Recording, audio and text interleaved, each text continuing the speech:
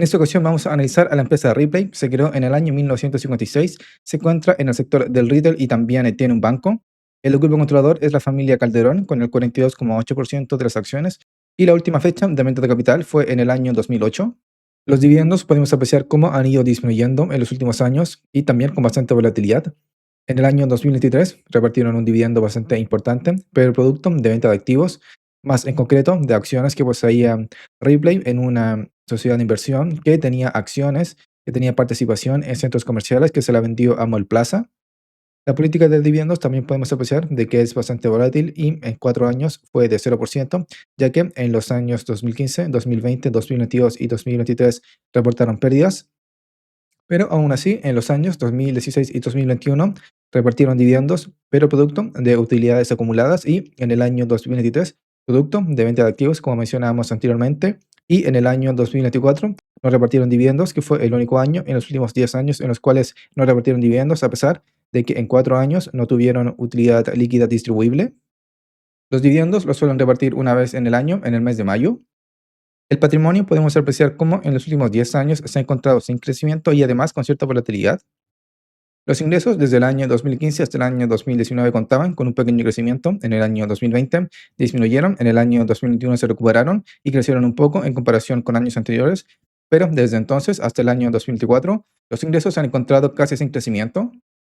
Las utilidades podemos apreciar cómo han ido disminuyendo bastante desde el año 2016 hasta el año 2024. Además, observar que en 3 de los últimos 10 años se reportaron pérdidas. El margen neto podemos apreciar cómo es bastante volátil y de la misma manera que como vimos anteriormente, en 3 años la utilidad fue negativa, esto es que reportaron pérdidas, en 3 años el margen neto fue negativo. En promedio, en los últimos 10 años el margen neto es de apenas aproximadamente de un 2%, bastante bajo. Aunque como Ripley se encuentra en el sector del retail, es bastante común que tengan un margen bastante bajo, a pesar de que cuentan además con un banco.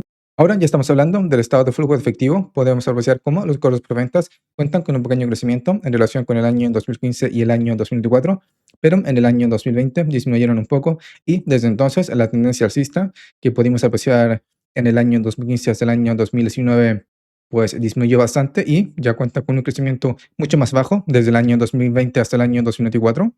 El flujo de operación contaba con un crecimiento bastante importante desde el año 2015 hasta el año 2020, pero en el año 2021 se produjo una caída bastante importante. En el año 2022 y en el año 2024 fue negativo. Y el flujo de caja libre cuenta con una relación bastante similar que el flujo de operación, teniendo una caída bastante importante en el año 2021 hasta el año 2024 en relación con la tendencia alcista que iban obteniendo desde el año 2016 hasta el año 2020. Ahora, ya hablando sobre el balance, podemos apreciar cómo en los últimos 10 años ha podido cubrir los pasivos con los activos entre 1.3 y 1.5 veces. También ha podido cubrir los pasivos a corto plazo con los activos a corto plazo entre 0,8 y 1.2 veces. Y en promedio, en los últimos 10 años ha podido cubrir el total pasivos con los activos a corto plazo en un 70%, aunque podemos apreciar cómo en el año 2024 ya se encuentra en 0,55 veces. En promedio, en los últimos 10 años, el 60% de los pasivos se encuentra a corto plazo. En el año 2024 fue de un 64%. Y la deuda financiera, esto es, los créditos, representan el 65% de total pasivos en promedio en los últimos 10 años. Y en el año 2024 ya es de un 57%. El promedio de los dividendos de los últimos 10 años es de 8,3 pesos.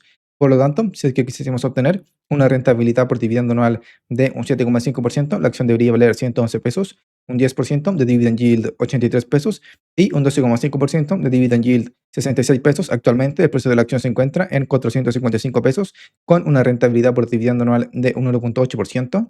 El precio de la acción podemos apreciar cómo a comienzos del año 2018 sufrió una caída bastante importante hasta comienzos del año 2023, en donde se empezó a recuperar, pero no es sino hasta comienzos del año 2024, en donde comienza su tendencia alcista, hasta actualmente que ya se encuentra en los 455 pesos. Recapitulando lo que vimos anteriormente comentar, de que los dividendos han ido disminuyendo y además cuentan con una baja política de dividendos, el patrimonio no cuenta con crecimiento, los ingresos tampoco cuentan con un crecimiento desde el año 2022 y las utilidades han ido disminuyendo. Posee un bajo margen neto, en promedio en los últimos 10 años ha sido de apenas un 9,8%. Los cobros por ventas son volátiles y sin crecimiento. El flujo de operación y el flujo de caja libre han ido disminuyendo también y drásticamente desde el año 2021. El balance es bastante regular. En promedio, en los últimos 10 años ha cubierto los pasivos con los activos 1.4 veces, 1.4 veces también en el año 2024, los pasivos de corto plazo con los activos de corto plazo una vez, 0.9 veces en el año 2024, y los pasivos con los activos de corto plazo 0.7 veces, 0.55 veces en el año 2024. El 60% de los pasivos se encuentra a corto plazo y un 65% de los pasivos corresponden a deuda financiera, esto es créditos. Y por último, comentar de que el precio de la acción sufrió una caída a comienzos del año 2018 hasta finales del año 2021, donde alcanzó su mínimo histórico, y desde comienzos del año 2023 se recuperó, pero sobre todo desde el año 2024, y actualmente cuenta con una rentabilidad por dividendo anual de un 1.8%.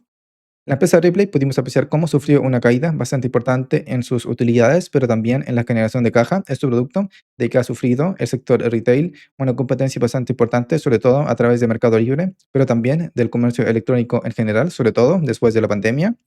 Por lo mismo, pudimos apreciar cómo los dividendos disminuyeron bastante porque disminuyeron las utilidades y también la generación de caja, que llegó a ser negativa en varios años. Cuenta además con una política de dividendos bastante baja. De todas formas, en el año 2022 repartieron un dividendo bastante importante, pero producto de venta de activos. Y su balance pues es bastante regular, no se encuentran tan endeudados y en general son capaces de cubrir los pasivos con los activos pues de manera bastante sólida. Otro punto crítico sería su rentabilidad por dividendo anual, que actualmente se encuentra con apenas un 1.8%. Por lo tanto, es una empresa que actualmente se encuentra con una situación financiera, por lo menos en resultados, bastante precaria y además con un alto precio. Por lo tanto, considerando todos esos factores, me parece que la empresa Replay no sería una muy buena recomendación de inversión. Así que ese fue mi análisis financiero y valorización por dividendo de la empresa Replay. Hasta la próxima.